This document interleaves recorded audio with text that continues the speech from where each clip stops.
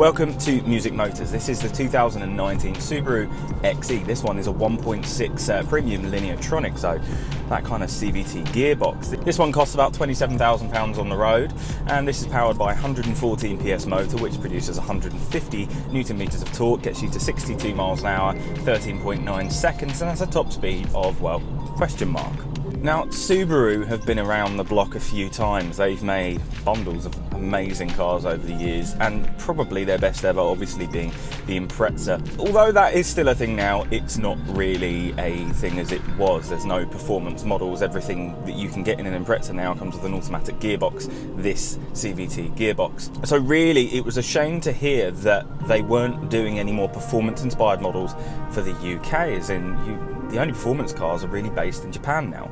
So with that in mind, I really had the question of, is this Subaru XV as good as Subarus used to be? The real world economy test, seeing what you get around town, on the go, because sometimes the official figures aren't correct. Let's go.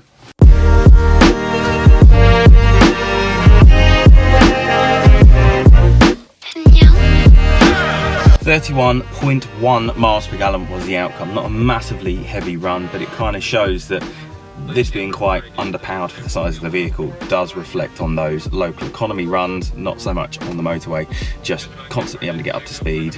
It just struggles a bit more. Otherwise, comfortable and relatively easy to drive around town, just not very quick off the mark. Now, from the outside, it is a very Subaru looking car. This is the kind of style language they're using, which has been brought over from the Levorg, the last model of Impreza and Forester, and you look at it and you know it's a Subaru. However, it's a little bit higher than you consider a Subaru to be, sat on 17-inch diamond cut alloy wheels, which originally I thought, oh god, this is an off-roader.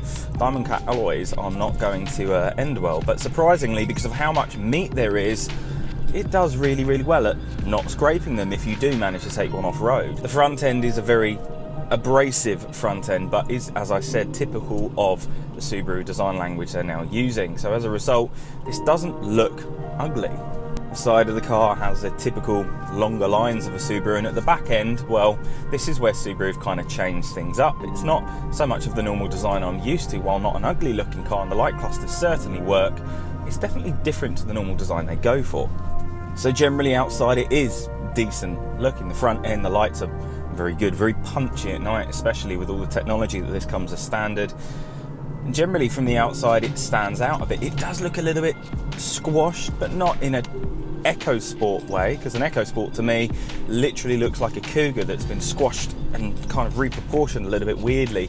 This does still have some nice quirks about it. It definitely stands out from other competitor crossover SUVs on the market, but does have that very high back design to it. So putting this up against something like a Vitara, it does look different. Not better, but different. I would say they're each to their own. So depending on what style you want to go for, depends which one you're going to buy, really. Time to test the load capability of the XV in the only way I know how. The gig test part 1, the load test, seeing how much of my equipment fits in. Traditionally, a vehicle of this size should, if you're comparing it to something like a Vitara, take everything in, but I'll allow the base to go on the back seat if it has to. What I've noticed, where this is a higher sitting SUV, there's less boot space, where there's a lot more axle at the back. So not holding my hopes out, but I'm hoping I fit a lot more in than I'm thinking I will, because the boot can't go any lower on the floor, because it's as low as it can go.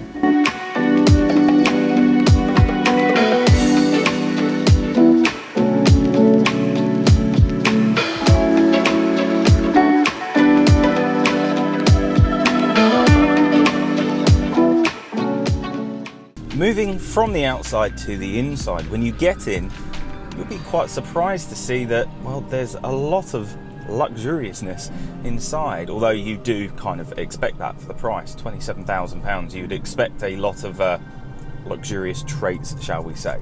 But there's a good amount of soft touch plastics with nice leather, nice kind of fake stitching on the dashboard, which is to go with, look, it's leather, but it's not leather. The infotainment is quite nice, quite refined and easy to use. Being in typical Subaru fashion, there's an extra infotainment screen at the top. Everything in front of you is quite easy to use, and generally, I mean, visibility the whole way around is very good. The wing mirrors are very good. the rear view mirror, you can see everything you need to. There is a significant blind spot though, to be fair. There is quite a large pillar in the back, but that's to go with, and that's what they're all doing now, right? Technology from the driver's point of view, you get all sorts of stuff as standard, including your lane keep assist, your radar guided cruise control, blind spot. There's more than I could even put in this video as standard on this, which for £27,000 seems quite good value for money. I would say though, the only thing it's missing is actual parking sensors, because while you've got a fairly decent rear view camera, you have no parking sensors, which I find a little bit weird.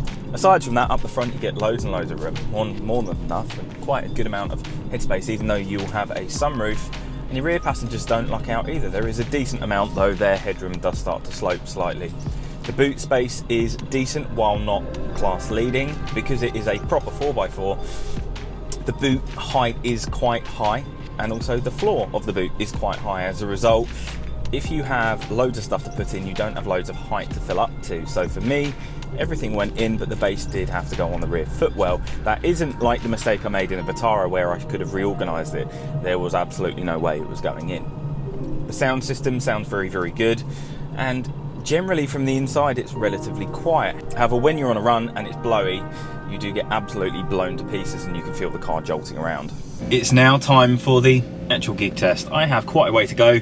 It's quite windy, it's been raining a lot, and supposedly tonight is in a field, so if anything this is going to be perfect for the job. But here we go, seeing what the actual real world fuel economy is with weight in the back. Thus far everything's in except the base has to go on there, but I kind of expected that. Let's find out what we can do.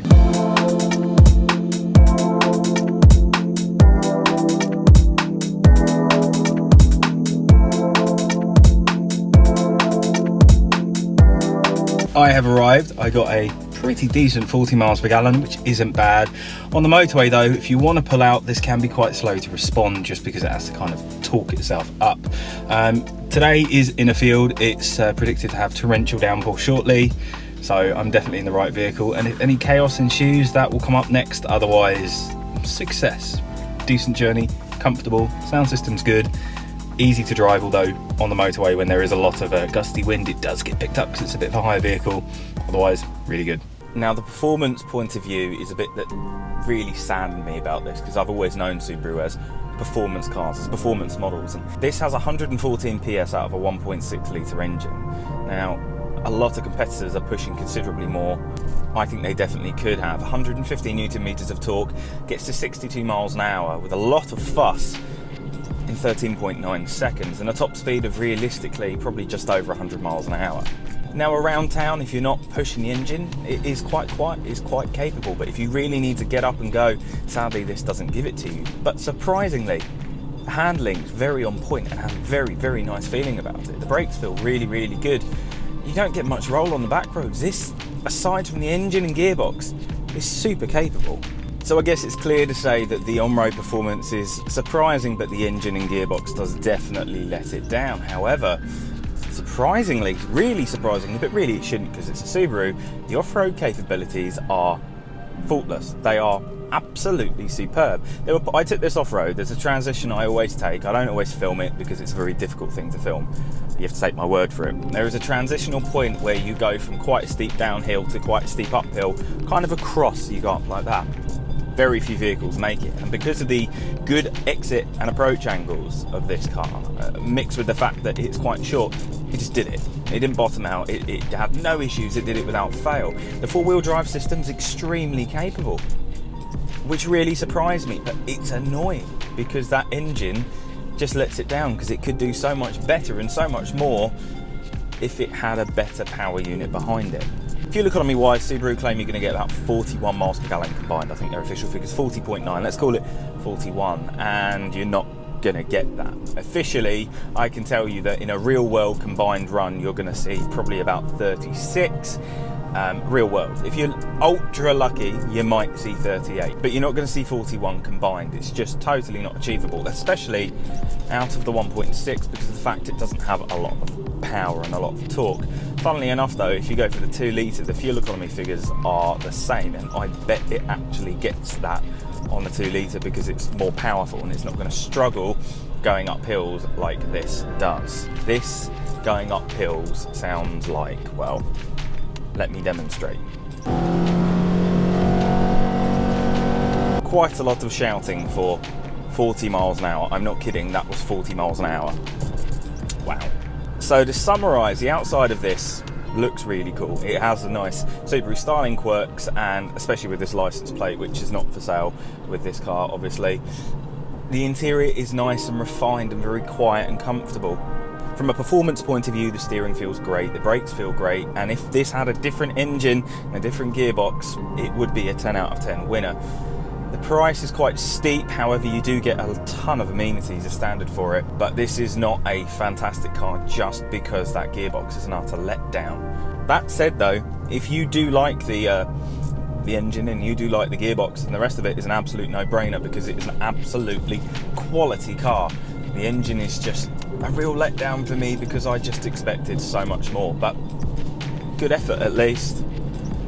Here's to good engines coming back and manual boxes. Please, Subaru, please!